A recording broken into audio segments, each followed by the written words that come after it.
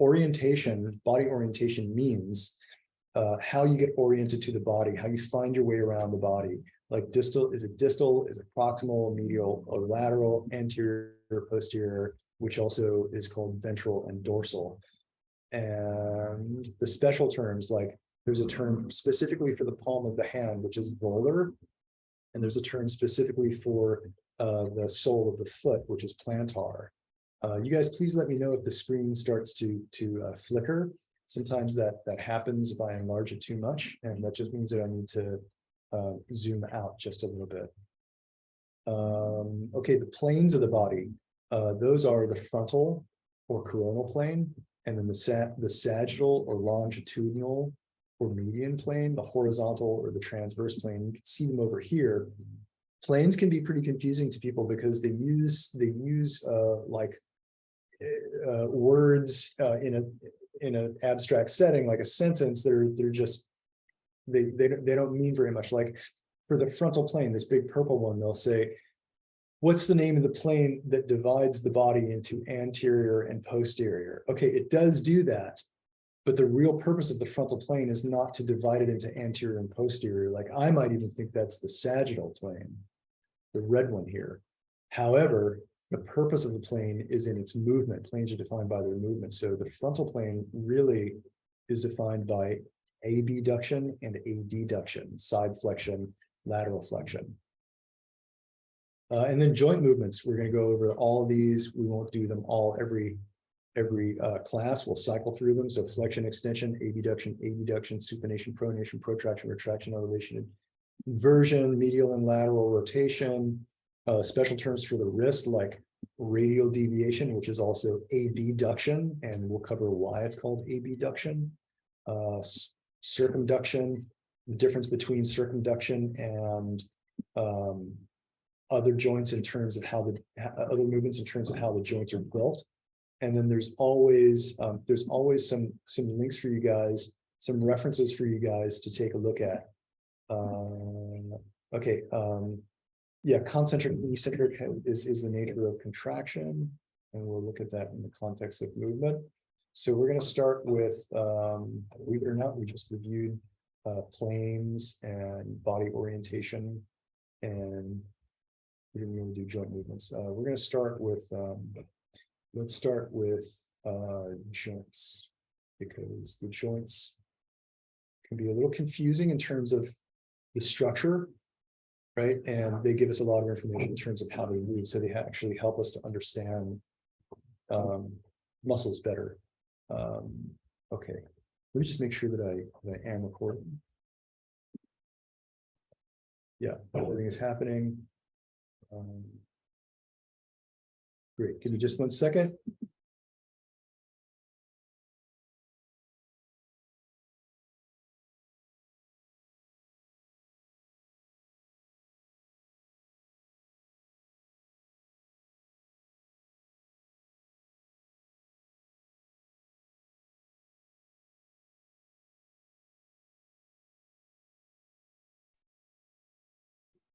All right.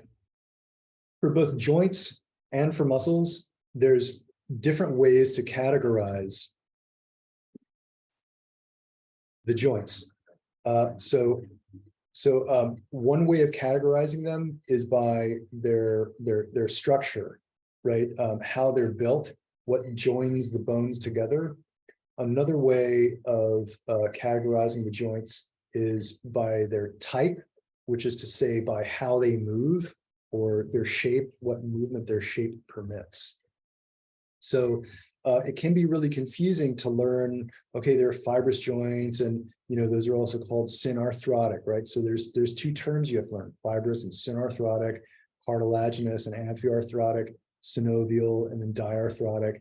And that's like enough to be confusing to everybody. And then on top of that, there's the types of joints, how they move, and you have to know that these are all diarthrotic joints, that like none of these are synarthrotic or amphiarthrotic. But if we practice this like just a couple times, it'll be really pretty clear to you. So 3 types of joints: synarthrodial, synarthrotic, which make up joints that are described as synarthrosis. So a synarthrosis is a synarthrotic joint or a synarthrodial joint. An amphiarthrosis is an amphiarthrotic or an amphiarthrodial joint. So arthur, A-R-T-H-R, arthur means, or arthro means bones or joints. And syn means joining, like two that become one piece. It means one piece. So when you hear syn, I want you to think of two bones that are joined to form one immovable bone, right? So an example of the synarthrotic joints, also called fibrous joints, or fixed joints. See up here, fibrous joints or fixed joints. An example of the synarthrodial joints are the sutures which are found in the skull. In fact, the skull, the plates, so-called plates of the skull, they actually can move, but they don't move that much. They move a little bit. Just close down a couple applications so they're not taking up space. So they move a little, but they don't move that much. And then there are other types of joints which are immovable. The dentitions, the teeth, the joint formed by the tooth joining the mandible or the maxilla, so the teeth joining the jaw. Those are called gomphosis. They have their own term, gomphosis. They're also immovable. Syndesmotic joints, they permit very slight amounts of movements. And an example of a syndesmotic joint, which is a type of fibrous joint. An example of a syndesmotic joint is the joint between the fibula and the tibia, which is in the lower leg, and between the radius and the ulna, which is in the forearm. And we'll look at those more closely next time, but yeah, okay, synarthrodial, synarthrotic, synarthrosis. So then anything you want to know, by the way, anything that you want to know, you put it into Google and you search word breakdown, amphiarthrosis, and it'll split it up for you like this, word breakdown. So amphiarthrosis, from amphi plus Greek arthrosis for the articulation, meaning articulation, from arthron, which means a joint. So amphi plus arthrosis, which means joint or articulation. And I want to know what amphi means. So I'm going to do another word breakdown just for I misspelled it. Okay, didn't give it to me. Amphi means on both sides or all sides or double. So syn meaning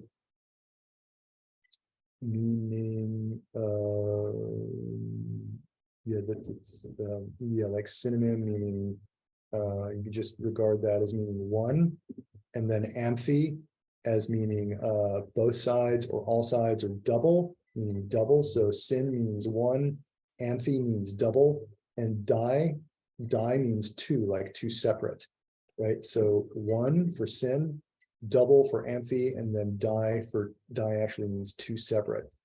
So the amphiarthrosis or amphiarthrotic joints, they have a lot of cartilage between them, more cartilage than the fibrous joints. The fibrous joints are joined by fibers. They're joined by connective tissue, and cartilaginous joints have cartilage between them. So if you look at the amphiarthrotic joints, at the amphiarthroses, you see that there are two kinds. Mainly, it's the hyaline cartilage that you find in growth plates. So the joints between the sternum and the costal joints. So the costal joints are the cartilaginous aspects of the ribs where they meet the sternum. And then the secondary amphiarthroses are the fibrocartilage that you find in the pubic symphysis or the intervertebral discs. Now, a lot of you guys don't know what these look like. Some of you may never have seen them in an anatomy book, or may have never looked at them in an anatomy book. But and that is why we are going to going to take a look at them. So a growth plate. A growth plate is an area of the bone which allows for the bone to expand and get longer as a child grows. That's a growth plate, and that is considered technically an amphiarthrosis. It's considered a type of joint. So that's one part. I don't think that they're going to ask you about that, but you should, just for clarity, know where that is. All right, and then costal joints. Let me just put in the costal joints to see. Yeah, is a connection between the ribs. Ribs are made of bones, and the costal cartilage. So cartilage is not bone, and those look like.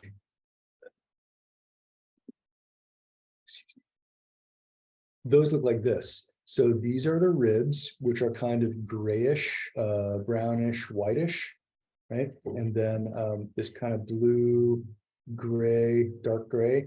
These are the cartilage. So these are the costo. The costo refers to ribs. These are the costocartilage joints, right? And then the joints between the costocartilage and the sternum have another name, which is the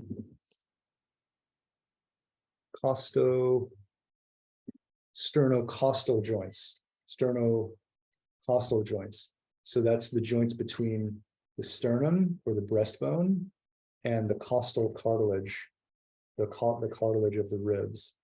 So those joints allow for very little movement. If we look at any of the ribs, where the ribs attach to the costal cartilage and where the costal cartilage attached to the sternum, here's the manubrium on top, here's the sternum in the middle, and then the xiphoid process on the bottom. We think of the whole thing as the sternum. In fact, sternum is in the middle.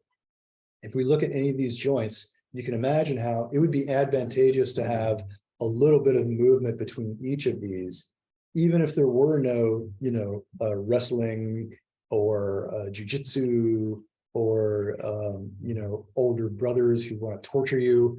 Even if none of that ever happened, falling off a bike, still you can imagine that just the process of your lungs expanding and contracting would need some give in the rib cage that wraps them. And that's what amphiarthrotic joints are meant to do. And then so those are the primary amphiarthrotic joints, also called cartilaginous joints.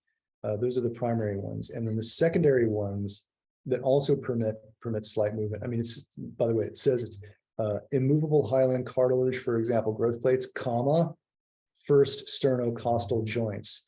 I don't agree with that.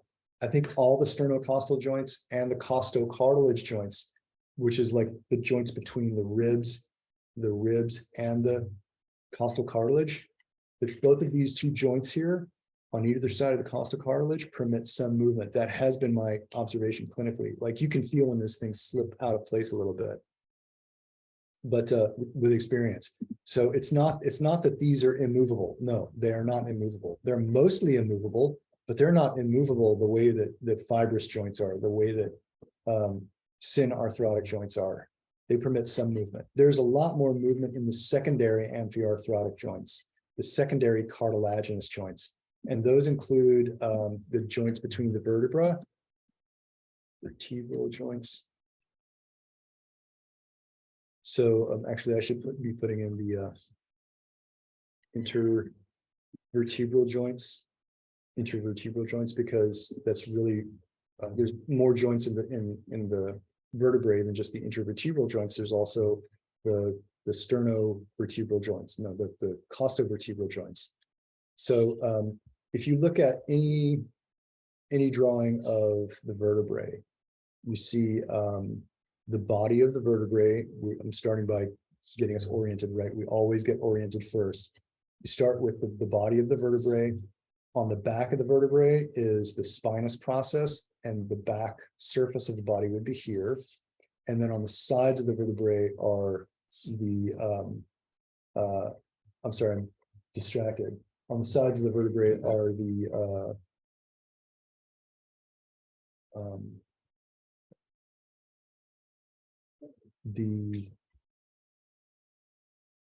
let's see, spinous process and the transverse processes. The transverse processes. I'm sorry. Hey Max, don't lift heavy, right? Got it. He's unsupervised, so I didn't know he was going to lift. I would. So the transverse processes and then the spinous processes, right? And then between the body of each vertebrae, there are discs. We all know there are discs in there. Some of us think initially that the bones are the discs, that the body of the vertebrae is the disc. No, that's not the case. The bones are separated and cushioned by a ring of cartilaginous material. There's a soft center in there, kind of like jelly donut sort of concept, but there's cartilaginous material that cushions and separates the vertebrae and allows them therefore to move. And the vertebrae move in almost all directions. They side bend and they move, they flex and they extend. They also slide forward and back. They slide left and right a little bit. Sometimes they slide and they get stuck, or they twist and they get stuck. And that's one of the things that you guys can help to fix by undoing, for example, the spasm or the chronic tension that comes with bones are out of place, and then allowing some greater range of motion. They often put those things back on their own. So fibrous joints, aka synarthrosis, synarthrotic joints, and immovable joints, two bones becoming one, joined by fibrous structures. Those are the sutures of the skull. Those are the gomphoses, which are the teeth joining the jaw, and the syndesmotic joints, which are the joints between the ulna and the radius down here, and the fibula and the tibia in the lower leg down actually throughout the whole length of those bones. And then cartilaginous joints, also known as amphiarthrosis, amphiarthrodial, amphiarthrotic joints. Cartilaginous or amphiarthrotic joints allow for some movement. The primary ones are between the harder middle portion of the bone and the softer portion of the bone in a young person, and that line is called the growth plate. That's actually a cartilaginous area that allows the bone to expand, allows cells there to multiply so the bone can expand. And then the sternocostal joints. So the joints between the sternum and the costal cartilage, and in my opinion, also between the costal cartilage and the ribs. And the secondary joints are fibrocartilage, filled by fibrocartilage. So that's the joints between the vertebrae, the intervertebral joints that we just saw, and then the pubic symphysis. So if we look at the pubic symphysis, we see that it is a ring of cartilage similar to like the same concept as intervertebral disc. And again, let's get oriented. So we have the top and the bottom, or the superior and the inferior portion of the pelvic bones. On the top, you have the ilium, which has the iliac crest on the front and the iliac crest on the back, posterior iliac crest, anterior iliac crest. And then on the bottom, you have the ischium, like the ischial tuberosity, also the sit bones. So it's the ilia, the two ilia on the top, and the two ischia on the bottom, ilium and ischium singular. And then joining at the bottom, joining each ischium, joining the two ischia together is the pubic symphysis. It's a cartilaginous disc, and it allows for quite a lot of movement. There are two cases where you will see movement where the two halves of the pelvis twist in opposite directions, or one twists one way and the other stays, and it gets stuck, and there's a lot of pain at the pubic symphysis. Two cases. One is where there has been a fall with some force, like a kid riding on his or her bike, and they fall right on that long bar, and the pressure goes oftentimes not right in the middle on the pubic symphysis, but a little bit to the side, which wrenches one pelvis a little bit forward or a little bit back. I've also seen that happen to some firemen who fall on bars getting off of the truck that way. And then the other thing you'll see is after childbirth, where the hormone relaxin has made all of the soft tissue in the body really, really flexible. And as a result, the two halves of the pelvis are moving in a way that's like really, really a lot more movement, and then the body tightens up. But no one has bothered to say, hey, do this stretch or this movement, or go to get a massage, or go see a chiropractor or an acupuncturist, and make sure that things are not spasming, and then go to a yoga class and put things back, you know. So those are the amphiarthrotic joints. Okay, and then the synovial joints, you know what, it's 7:08. Let's take a break, come back at 7:18. We'll do synovial joints, and then we'll do some movement. Okay, so come back at 7:18 Eastern time, 7:18 Eastern time. Superior and inferior, most of us understand those. Most of these terms are relative, except those that apply to the midline. So the eyes are superior to the nose is superior to the chin, the head, the cranium is superior to the abdomen is inferior to the sternum. Medial and lateral. So medial refers to towards the midline, and lateral refers to away from the midline. Midline cuts between the eyes, down the nose, down the throat, down the sternum, down into the down the belly button and pubic symphysis. So if you're palpating, for example, the fibers of the pectoralis major, and they're telling you, no, the pain is more medial, you would go toward the midline. Or if you start around the midline and they say, no, the pain is more lateral, you would go out away from the midline toward the shoulder. So the shoulder is lateral to the sternum. The sternum is more medial than the shoulder. And there are medial and lateral aspects to the limbs as well. So you have the medial epicondyle of the humerus, and you have the lateral epicondyle of the humerus. For those of you who are still learning your bones, the upper arm and lower arm have 3 different bones. So the upper arm has the humerus, and then the lower arm has the radius, and then the ulna, also called, useful for terms like radial side and ulnar side, right? So you have the medial aspect of the arm, and you have the lateral aspect of the arm.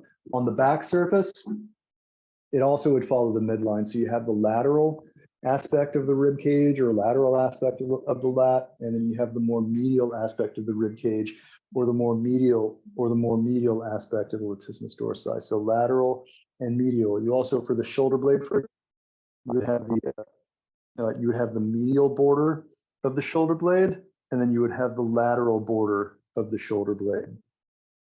Okay, let's take a look at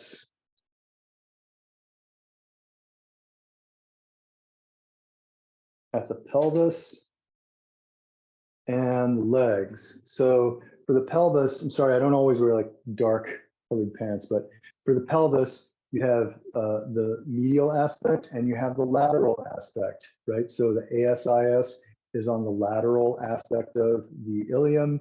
And then compared to the ilium, the ischia, the 2 sit bones of the ischia, are actually more medial than the superior aspects of the ilia. And then you have on the legs, you have the medial muscles and the lateral muscles, medial aspects of the bones and the lateral aspects of the bones. So the vastus medialis is named because that muscle is more medial than the vastus lateralis, which is the more lateral of the 2 muscles. And right between them is the vastus intermedius. Again, you have the lateral aspect of the tibia, the medial aspect of the tibia. You have the superior aspect of the patella, the inferior aspect of the patella. Okay, I think we got it for medial, lateral, superior, inferior. Let's look at distal and proximal. So proximal means towards the center of the body. The center is from like the pelvis through the torso all the way up into like where the neck joins the torso, right? So this is all proximal. So the kneecap, the patella, is distal, and the head of the femur is more proximal.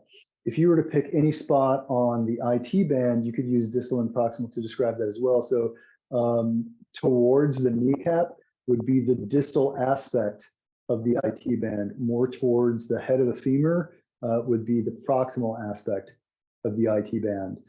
In the hands, we see in the hands and the toes, we also see distal and proximal describing the joints.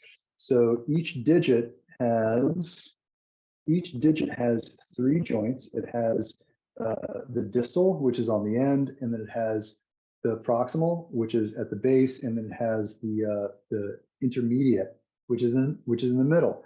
And these are called the distal phalange and the proximal phalange and the intermediate phalange.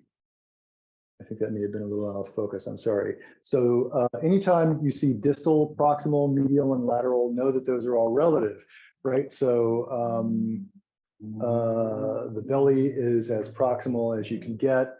The femur is distal in regards to the belly. So if you were on the femur and you wanted someone to travel distally, you would go toward the knee and down to the lower leg, upper leg, lower leg. If you wanted them to travel more proximally, you would go towards the torso. So also for those of you learning the bones of the lower leg, you have just like with the arm, you have an upper and a lower aspect to the leg. So upper leg, lower leg, upper arm, lower arm, and then you have 1, 2, 3 bones. So you have the femur in the top, and then as the upper leg, and then the lower leg, you have the tibia in front, which we think of as the shin bone, and then the fibula on the side. Anterior, posterior, ventral, and dorsal. So when we talk about the body, we always use the anatomically neutral position. Anatomically neutral looks like this, right? So it's always facing from the front, right? And it's with the palms facing forward. So this is the anterior surface of my head and face, anterior surface of my torso and abdomen, anterior surface of the legs, and then likewise for the arms, this is the anterior surface of the arm, the forearm, and the hand, all the anterior surface. It can get a little confusing though, because if you look at the hand, for example, the palm is clearly the anterior surface if you're looking at the body from anatomically neutral, right? But if you shift your perspective to the foot, you see something slightly different, right? You would think that maybe the palmar aspect or the soft kind of inside aspect of the foot would be the anterior portion. But in fact, that's not the anterior portion. This is the anterior portion. So how do we distinguish between like the back of the foot being anterior and the front of the palm being anterior? Well, we give them specific names. So you can say palmar for the hand or volar for the hand. You can, and then for the foot, you say plantar for the bottom of the foot and dorsal for the top of the foot or for the anterior portion of the foot. And then meanwhile, that makes it more useful for you to think of the foot in terms of anterior being where the toes are found, and then posterior being where the heel or where the calcaneus is found. Yeah, so volar is a special term for the hand, palmar is a special term for the hand, and then plantar is a special term, dorsal and plantar is a special term for the foot. Dorsal is a term that we have for the rest of the body as well. So this is the dorsal aspect of the leg, the hamstrings and the calves are on the dorsal aspect of the leg. And this is the volar or the anterior aspect of the leg. So I'm sorry, not volar. This is the anterior or the ventral, anterior or ventral portion. So anterior and ventral are the same. And then posterior and dorsal are the same. And special terms are volar for the hand, plantar for the bottom of the foot, dorsum for the back of the foot. Okay, so that's all the orientation terms. So we did anterior, posterior, ventral, dorsal. We did special terms, volar and plantar. We also did superior, inferior, medial and lateral, distal and proximal. And then we did, yeah, and that's everything. Oh, Okay. Let's go over some joint movements and then we'll look at planes. So the most common ones are flexion and extension and abduction and abduction. When I say most common, I mean like those are the ones that at least I understand as fairly intuitive for how the body's put together, and then as a result, how it moves. So if we're looking at the body from the front, if this is anatomically neutral, looking at it this way, then it should be pretty intuitive to you that this movement of the spine, this movement of the cervical spine, is closing the front aspect of the body. Therefore, it's called flexion. So this is bringing the bones together because we're looking at the front aspect of the body. If we were looking at it from the back, these bones would be coming apart, but they're not. They're coming together because we're looking at it from the front. The front is anatomically neutral. Their starting point. So this is flexing the cervical vertebrae, and this is extending the cervical vertebrae. So the cervical vertebrae right now are going like this. They're moving away from each other, and they're going like this in flexion, moving towards each other. Hopefully that makes sense to you right away. So this is flexion, this is extension of the neck, and then for the rest of the spine, this is flexion of the thoracic and the lumbar spine, and this is extension of the thoracic and the lumbar spine. For the shoulder, therefore, if we're looking at the body from the front, this would be flexion, shoulder flexion. This is neutral, and this is extension. So this is flexion. This is neutral, and this is extension. So I'm in extension moving toward flexion. Now I'm in flexion, and I'm in flexion moving toward extension. Likewise for the hip, you know, want to make it easy on myself to lower this thing down a little bit. What a great idea. So for the hip, flexion is this way, and extension is this way. So I'm taking the leg back behind me for extension and taking the leg forward for flexion. And then for the knee, it's different direction. So flexion takes the knee, takes the foot behind the knee. Extension straightens the leg or brings the foot in front of the knee. Flexion and extension. And then for the foot, we have special terms. We have plantar flexion, because this is moving in the direction of the plantar surface of the foot. And we have dorsal flexion. This is moving in the direction of the dorsal surface of the foot. Plantar flexion and dorsal flexion. And for the wrist, for the hand, it's just flexion and extension, right? So again, looking at it from anatomically neutral, wrist flexion, wrist extension. So likewise, the muscles in the forearm are called the wrist extensors and then the wrist flexors. Oh, by the way, also flexion of the elbow, extension of the elbow, flexion of the fingers, extension of the fingers. Okay, what else do we need to do? So that's flexion and extension. Now, abduction and adduction. So abduction is abducting or taking away from the midline. Adduction is adding or bringing toward the midline. Remember, we're starting from anatomically neutral.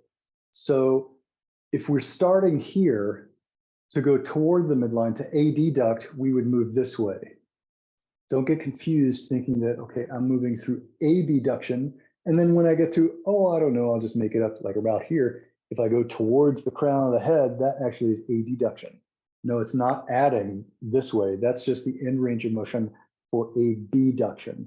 So this is abducting, and now I'm moving back towards adduction. Adduction, abduction, adduction, right? We don't abduct and adduct the head because that one stays on the center line. It stays like attached to the center line the whole time, right? So instead that's side flexion or lateral flexion.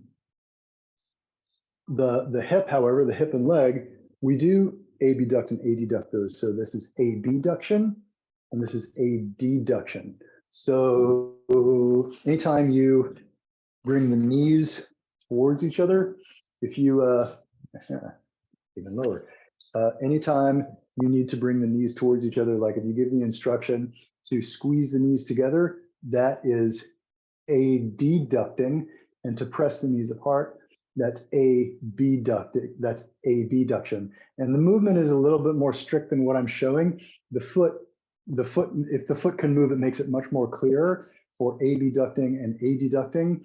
Sometimes the foot stays on the ground and then the knee appears to move, but it's actually rotating outward. And that's a different movement that's called external rotation or lateral rotation. In fact, let me show you that now. So external and internal rotation, they happen as a result of the movement through the hip joint. And all these rotation movements that happen through the hip and through the shoulder joint are best understood with the extended limbs in different positions. So if you start straight and you rotate the foot and the knee out, that's obviously external rotation, right? You should look at the femur, the upper bone always, the femur on the leg and the humerus on the arm. So this is rotating outward, right? And this is rotating inward, right? So this is lateral rotation or external rotation, same thing. Medial rotation or internal rotation, same thing. And with the knee extended, the foot and the knee act as pointers. You don't have to go like this with your fingers. Although on the test, when you're taking the test, you definitely should be doing this. You should be like, I want you to be like the strange student in the room who's like moving in weird ways, right? But you definitely should do this to make it clear. Look at the femur. The femur is rotating in. Now the femur is rotating out. If I bend my knee and change positions a little bit, still the femur is rotating inward. And now the femur is rotating outward. You still have the knee to point more or less in, and you have the knee to point more or less out, and even the foot will point in and out. But what if you do this? What if you put the foot back behind you? Now the knee and the foot are pointing opposite directions. So my knee is pointing out, that's lateral or external rotation. Now my knee is pointing in, that's medial or internal rotation. Let me just bring that up a little bit so you can get a little bit different view, right? So with the foot hovering off the floor, keeping my hand here so you can see my knee. You can see that the knee and the foot are moving in opposite directions. This is external rotation. Look at the movement of the humerus, external rotation. And this is internal rotation, internal rotation. Again, if I straighten, the foot moves in the same direction as the knee. If I flex the knee, the foot moves in the opposite direction, right? You have to look at the movement of the humerus, which way is the movement of the femur, which way is the femur moving. Internal and external rotation, medial and lateral rotation. And now the shoulder. So with the shoulder, again, if you look at like the thumb or the elbow, you can see, if you look at the thumb, you can see that rotating the shoulder is very clearly external or internal, right? But you have to look at this bone. You have to think about the humerus, right? So now the humerus is rotating externally. That's external or lateral rotation. And now the humerus is rotating medially. That's internal or medial rotation. External and internal. You should be saying these terms and moving. So external and then internal. Lateral rotation and medial rotation. So we've got our arms kind of up like this. Now let's bring them down by our side and now do those movements. So external rotation and then internal rotation. Again, lateral rotation and then medial rotation. And now bend your elbows like this. Let's go like this. So now to externally rotate, it would look like this. And to internally rotate would look like that, right? External rotation,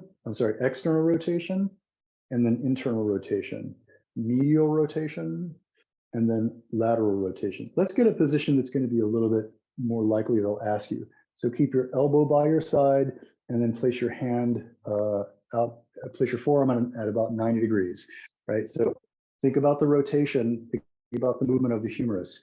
Externally rotating the humerus looks like this. And then internally rotating the humerus looks like this, like bringing the hand toward the belly. External rotation of the humerus, internal rotation of the humerus. External rotation or lateral rotation, lateral rotation, medial rotation. What if you bring the arm up like this? This is called the goalpost or the W position or goalpost position. Now, external rotation looks like that, and medial rotation looks like this. Again, look at your humerus and look at the way the arm bone is spinning. It's going externally or back this way. So external or lateral, internal or medial. One last time, and that's with the arms straight out.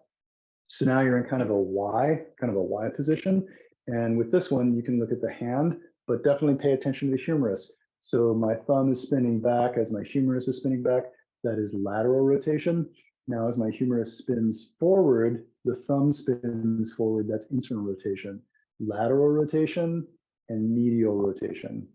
So we're going to go over those every class in the beginning of the class. Let's continue with protraction, retraction. So I'm going to take my shirt off so you guys can see my shoulder blades. And this is like really the only time that I will do this in class because it's just too cumbersome to like go back and forth and all that.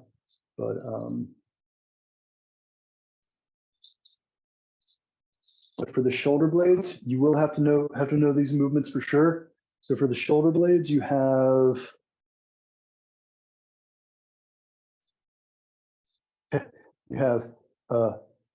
elevation, neutral, and then you have depression, right? So you have elevation of the shoulder blades going up, the upper traps contract, and you have depression of the shoulder blades going down, and the lats contract, right? And then you have shoulder blades coming together, that's retraction, and the shoulder blades coming apart, that's protraction. So you can think of protraction as hollowing the chest, as rounding the back, and you can think of retraction as lifting the chest and bringing the back together. If you put your hands out like in a push-up or a plank position, it becomes a little bit more intuitive. So pushing forward results in protraction, pushing forward results in protraction, squeezing together results in retraction, right? Protraction forward, retraction back, elevation up, and depression down. And then, what else do we have? Elevation, internal, inversion and eversion. Okay, we'll go over inversion, eversion in a minute because those are in the foot. Internal, external, dorsiflexion, plantar flexion, also in the foot. Wrist, radial deviation, and ulnar deviation. So if we look at the body as from the anatomical position, this needs to come down now. If we look at the body from the anatomical position, with the palms facing forward, there's a medial side and there's a lateral side, right? So that means there's a side towards which we can add or adduct, and a side towards which we can abduct. So this is adduction, abduction. But we have special terms for those. We also call them ulnar deviation because the ulna bone is over here, and radial deviation because the radial bone is over here. So radial deviation, please move and repeat after me. Radial deviation, and then ulnar deviation. Radial deviation is the same as abducting. Ulnar deviation is the same as adducting. And that's because we're looking at the body from anatomically neutral, right? If I change positions, if I go like this, radial deviation becomes abducting and ulnar deviation becomes abducting, right? Which is ulnar is supposed to be adducting. But anyway, okay, so that's the wrist, radial, and ulnar deviation. And while you can see, while you can see the shoulder, I want to finish up with the shoulder movements. So we had flexion and extension, and then we have abduction and adduction.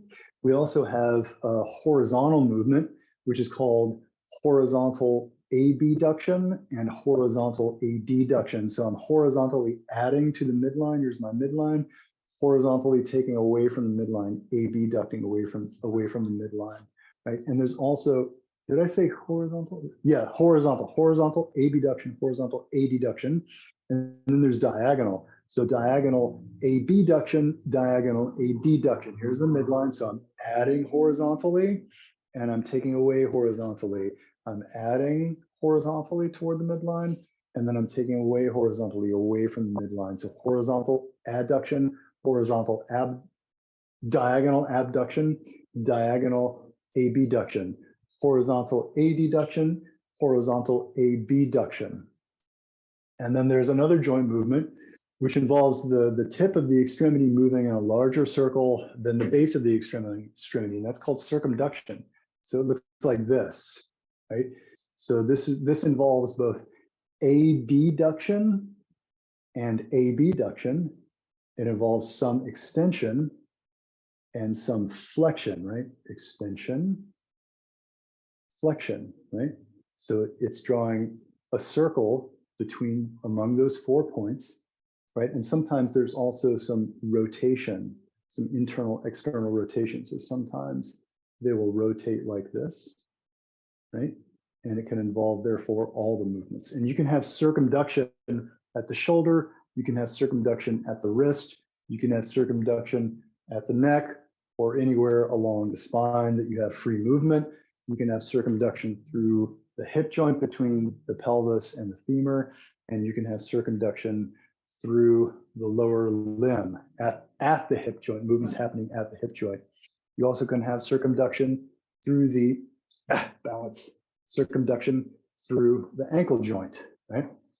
Okay, that's circumduction. Now let's look at some movements of the foot. Foot-lio.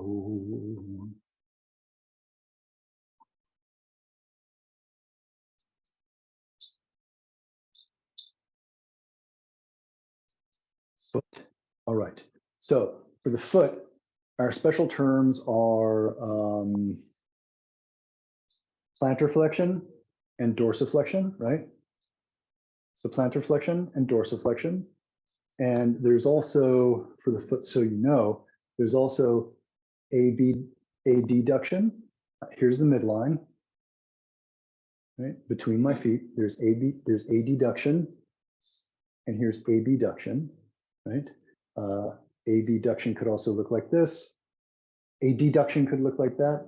Abduction could look like this. If we move just through the ankle, it'd be like this, something like that, right? Coming toward the midline, going away from the midline. Abduction, adduction. There's also, let's see, we did flexion, plantar flexion, dorsiflexion, abduction, adduction. There's also supination and then pronation. Oh, we didn't cover supination, pronation in the hand. We'll get to that. All right, this is supination. For supination of the foot, I want you to think of the plantar surface of the foot. I want you to think of the plantar surface of the foot coming to face up. That's the direction it's moving. And with pronation, I want you to think of the plantar surface of the foot going deeper down into the ground, or the bottom of the big toe going deeper down into the ground, right? So, and there's not very much movement to be had there with pronation. Or you can just think of the foot as facing down for pronation. Prone to spill it. Carrying a bowl of soup and then prone to spill it. For the hand, carrying a bowl of soup and then prone to spill it. Carrying, supine, prone to spilling, prone. So then there's a movement called inversion and eversion for the ankle. So inversion looks like this, and eversion looks like that. And if I get back far enough, maybe you can see my knee, or close far enough, you may be able to see my knee. Here's my knee right here, right? So this is inversion of the ankle, and this is eversion of the ankle. So when this is eversion and this is inversion. So when you invert, you're also supinating a little bit, because if I continue the movement, I would be moving towards supination. So inversion involves supination. It involves some adduction toward the midline, and it also involves a little bit of plantar flexion. So plantar flexion, plantar flexion, plantar flexion, adduction, and supination. And there you have inversion. Plantar flexion, adduction, and supination. And there you have inversion of the foot. Eversion goes the other way, which involves dorsiflexion, followed by pronation, followed by abduction. Dorsiflexion,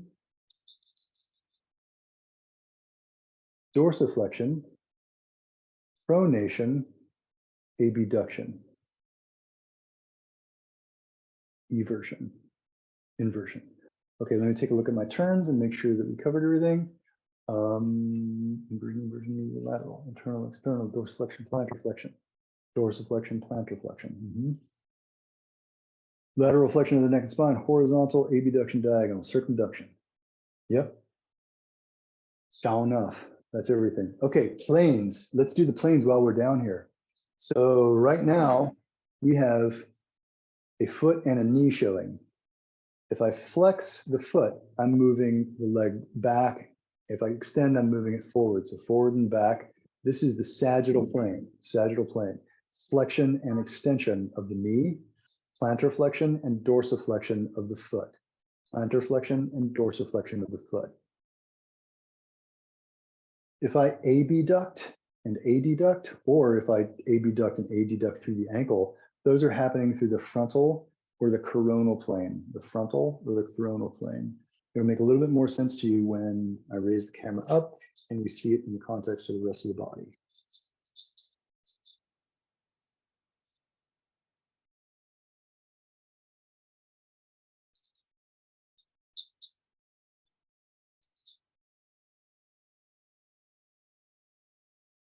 And I never bothered doing any of this stuff until pandemic, you know what I mean? So flexion, hip joint first, sorry. So flexion of the hip joint, extension of the hip joint, right? That's all happening within the sagittal plane. Flexion of the hip joint, extension of the hip joint. Flexion of the shoulder, extension of the shoulder. That's sagittal movement. That's all sagittal plane, right? And then abduction of the hip joint, adduction of the hip joint. Those are happening. Also abduction of the shoulder, abduction of the shoulder. Those are happening through the frontal or coronal plane. I think about the frontal or coronal plane. If you can remember frontal and coronal, you kind of got it made, because if you can remember that this is the frontal plane, you end up at the corona of the head. If you keep going through abduction, that's how I remember it. And then also side flexion or lateral flexion through the neck, side flexion or lateral flexion through the spine. Those are also in the frontal plane. Flexion of the head and neck are in the sagittal plane. Flexion of the spine, extension of the spine are in the sagittal plane. And then that's also called the longitudinal plane. Flexion and extension of the elbow, flexion and extension of the palm when you're in anatomical position would be happening through the sagittal plane. And then horizontal transverse movements. So horizontal adduction, horizontal abduction would be happening through the horizontal or the transverse plane. This is also called cross flexion, by the way. I don't know if this is called cross extension. I've never seen it written like that, but I have seen this. They say in some types of therapy books, they say have the patient cross flex their arm, right, as a way to try to test their range of motion, for example. So cross flexion or cross adduction is horizontal plane movement. Rotation of the neck is horizontal or transverse plane movement. Rotation through the spine, rotation through the hips is also horizontal or transverse movement. And then I think that's it. I think we covered all the planes. We got to practice these planes on a regular basis. Make sure that you practice your planes, your joint movement basics, some of your joint movement basics every day, and make sure that you do your orientation terms every day. Because if they say, like, you know, distal and medial, or proximal, if they say proximal and distal, see, I just mixed up my terms, right? I mixed up medial, lateral, which is one set, and proximal, distal, which is another set. If you mix your terms up like that, or if you forget which direction is which, you are hosed for that question, and maybe for many, because a lot of those questions are built on orientation terms. So that's it for my kinesthetic portion. So let me switch cameras. Great, and we're going to go back to a screen share, and then we'll finish up a couple more minutes. We'll look at the rest of the rest of the joints. Oh, I was supposed to do that previously, and I didn't do that. I'm sorry, guys. So start share. Go, start recording, and so now we're going to go down to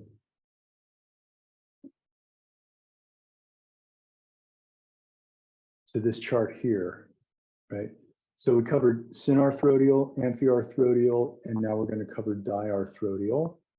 And remember that synarthrodial has almost no movement. Those are fibrous, those are fibrous or fixed joints, Amphiarthrodial or amphiarthroses, they have slightly movable joints. Those are cartilaginous joints. Now the diarthroses, we just moved all the diarthroses. All this movement we were doing was through joints of diarthrotic nature. Those are through diarthrosis joints. So also called synovial. So synovial joints, let me get a nice definition of synovial joints. So synovial joints are those which are lined with synovial cells, and the synovial cells, they produce the synovial fluid. The synovial fluid, or the synovia, is a viscous fluid that helps to lubricate the joints. Typically, it's a little bit whitish, and viscous means kind of like a gel or an oil or sticky. It moves more slowly. It flows more slowly than liquid. Synovial joints, diarthrotic joints. All diarthrotic joints are lined with synovial tissue. Synovial, I think I've heard it referred to as synovial cartilage, synovial cells, synovial fluid. Okay, there's 6 types of synovial joints, 6 types of diarthrotic joints. Those are all listed right here. Instead of like going through them like that, I would like to show you the joints. Here's the link, by the way, at Physio-Pedia for where I got this chart. And then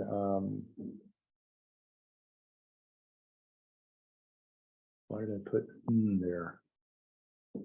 Okay, whatever. So types of joints include an axial joint. Let me see, let me get the a pivot joint. Number 1, pivot joint, and picture number 1. Okay, good job, Ken. Pivot joint. So a pivot joint has a central axis, and everything turns around that axis. So here the vertebrae and the skull are turning around the axis. Vertebrae and the skull are turning around the axis. Another pivot joint is located at the radius. Yeah, it's located at the radius, which is the lateral side. That allows the radius to turn around a central axis. The bone itself, the radius, is the central axis. A hinge joint. Hinge joints allow for, they say it's one type of movement. It's really movement in one plane. It's flexion and extension. So a hinge joint looks like this. And examples of hinge joints are the elbow and then the knee joint. They allow for flexion and extension. Saddle joints are only found in the thumb. They're not showing it here. Oh yeah, here's a saddle joint right here. Unique to the saddle joint is that it has a convex surface and a concave surface on bone number 1, as well as a convex surface and a concave surface on bone number 2. We'll go over those again. And I have seen that as at least as a practice question. Plane joints allow movement in at least 4 directions. The ankle is both a hinge joint in plantar flexion, dorsiflexion, and a plane joint that allows for abduction, adduction, as well as plantar, because it allows for plantar flexion, dorsiflexion, adduction, and the bones themselves can actually move a little bit, sliding past each other. The bones of the vertebrae are also like that. They can move in like 6 directions, the vertebrae, if you include rotation. Ball and socket joint. There are 3 ball and socket joints in the body. The first 2 are very obvious, and the third is not so obvious. So the first one is the hip joint and the shoulder joint. The first 2 are the hip and shoulder. The hip joint has a deep socket and a big ball and a small ball, deep socket and a big ball that fits deeply. The shoulder has a shallow socket and a big ball that fits shallowly. And then the third type of ball and socket type joint is actually called a condyloid joint. So you have 2 ball and socket joints, and you have a condyloid joint, which is a ball and socket concept joint. You have multiple bones in the wrist that form a kind of an arc, and the arc is met by a concave arc of the radius and the ulna. We'll go over this again, a condyloid joint. The wrist is a condyloid joint. And that is it. We are over time. I appreciate your patience. I will text you the link for the recording when it's up on YouTube. In the meantime, if you have any questions, if you have any concerns, if there's anything that you want me to know, please text me. I do not respond to email. So please send me a text message using the text thread, or if it's private,